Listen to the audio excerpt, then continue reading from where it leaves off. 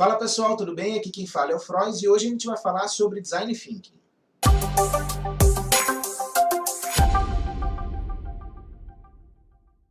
O Design Thinking é dividido em 3 fases principais: imersão, ideação e prototipação. Por isso, eu dividi esse vídeo em 3 para que você entenda o que é feito em cada uma das fases. Nesse primeiro vídeo, a gente vai falar da fase de imersão e você vai aprender também um pouco sobre a origem e o conceito de Design Thinking. Se você gostar do vídeo, não esquece de deixar o seu like aqui embaixo, de comentar como esse vídeo te ajudou, divulgar, porque isso ajuda bastante o nosso canal, e principalmente se inscreve no canal para ficar por dentro de todos os vídeos que a gente estiver postando aqui com dicas sobre empreendedorismo e inovação para você.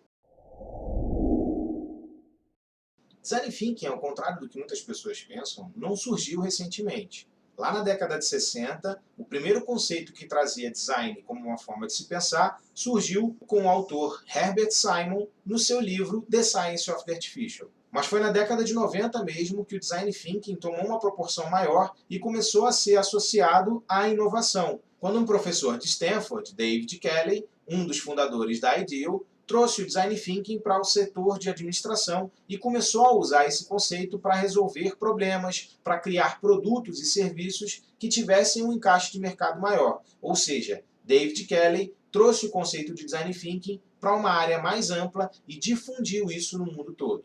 Após a saída de Kelley da IDEO, quem assumiu a liderança da empresa foi Tim Brown, um dos pupilos de Kelley, e continuou difundindo o Design Thinking, associando cada vez mais essa técnica à área de inovação, principalmente usando ferramentas de criatividade associadas ao Design Thinking para desenvolver soluções criativas no mercado. O conceito mais difundido para se definir Design Thinking é uma técnica ou método criativo para a resolução de problemas. Mas você não precisa necessariamente ter um problema para usar o Design Thinking.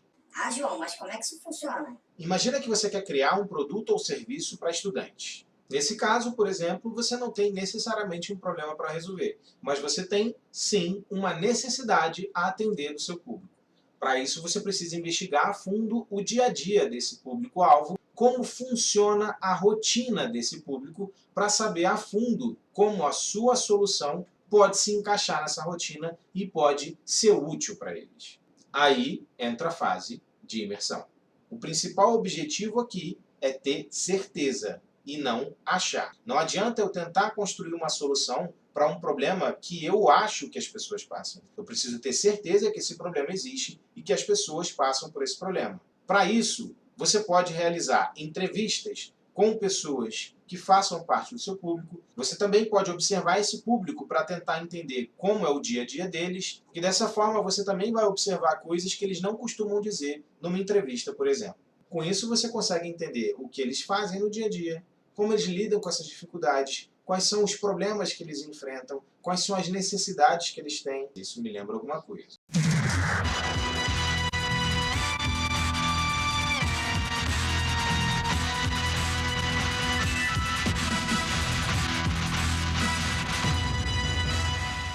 Pois é bem dessa forma mesmo que você vai precisar agir. Mas um outro ponto muito importante nessa fase é o senso de empatia. Ao contrário do que muitas pessoas pensam, empatia não é se colocar no lugar do outro.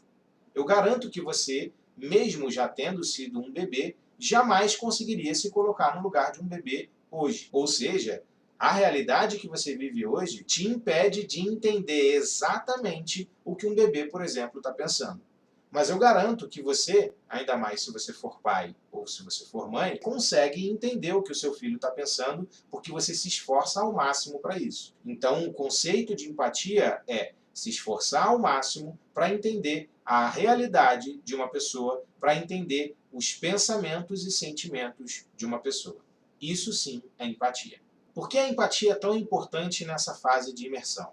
É simples. Eu não consigo entender essa realidade se eu não tiver o esforço máximo para conseguir compreender a realidade de um estudante, por exemplo. Para fazer uma boa validação do seu problema, investigar o seu público, o principal ponto é sair de onde você estiver. Não adianta você ficar dentro de um prédio achando que lá no seu escritório você tem conhecimento total sobre o seu público. Você tem que ir até o seu público para conversar e interagir o máximo possível com ele. Pode parecer estranho num momento como esse que a gente está vivendo, onde a interação social está sendo cada vez mais reduzida por causa da pandemia, mas você pode fazer essa interação com o seu público através de ferramentas de construção de formulários, como o Google Formulários, o Survey, o SurveyMonkey, o Typeforms. Você pode construir um formulário usando essas ferramentas e mandar esse formulário pelas redes sociais, pelos seus grupos de WhatsApp ou Telegram, e conseguir entrevistar muitas pessoas e conseguir entender melhor sobre o seu público-alvo.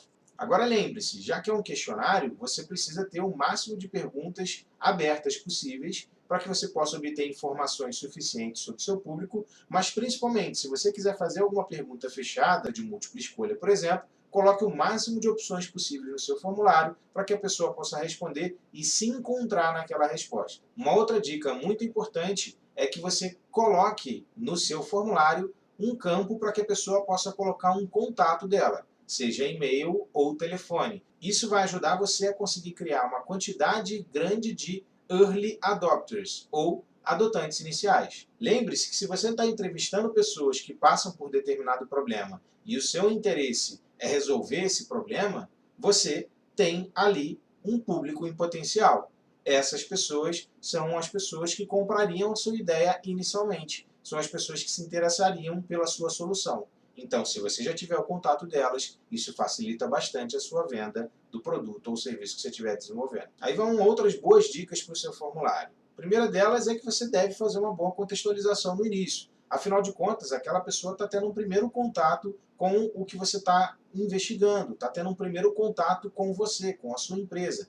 Então, nada mais importante do que contextualizar as pessoas do motivo que você está realizando aquela pesquisa, por que você está buscando aquelas informações, o que você pretende com aquelas informações. Seja o mais aberto possível e transparente possível, porque dessa forma você ganha a confiança das pessoas. Procure colher dados demográficos do seu público. Por exemplo, faixa etária, região onde reside. Isso ajuda você a entender um pouco mais sobre a característica do seu público. Outro ponto importante é: busque entender a raiz do problema ao máximo. Então faça perguntas que te ajudem a chegar realmente no problema que você está querendo solucionar. Não adianta fazer uma pergunta que fuja muito daquela realidade ou que não te ajude a chegar naquele problema. Então procure fazer perguntas objetivas para tentar entender qual o problema. Pegando como exemplo o público de estudantes que a gente comentou lá no início.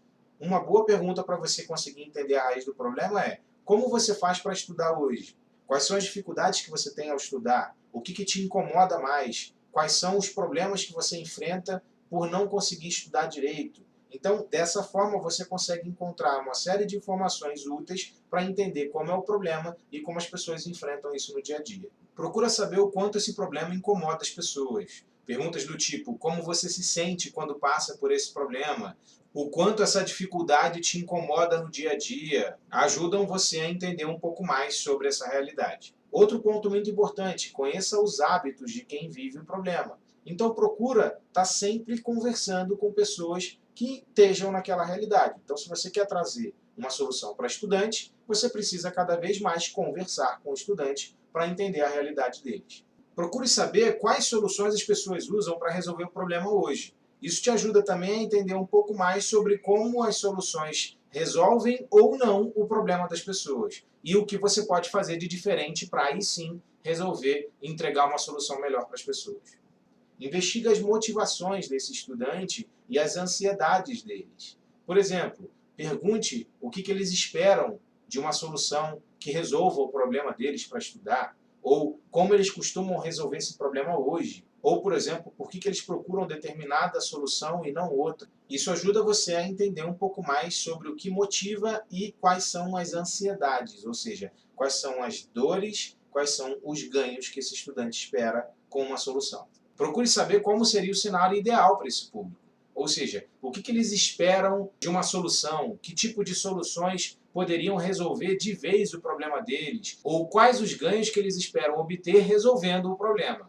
Com essas informações, você consegue obter todos os dados que você precisa do seu público-alvo para conseguir compreender melhor o problema, conseguir compreender melhor a realidade deles e, dessa forma, você se encaminha para a fase de ideação do Design Thinking com muito mais informações e, com isso, consegue desenvolver ideias muito melhores para para serem testadas depois na fase de prototipação.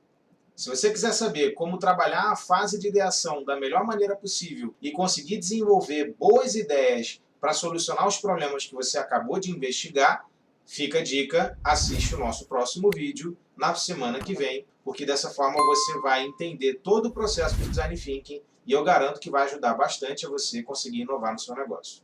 Grande abraço, valeu!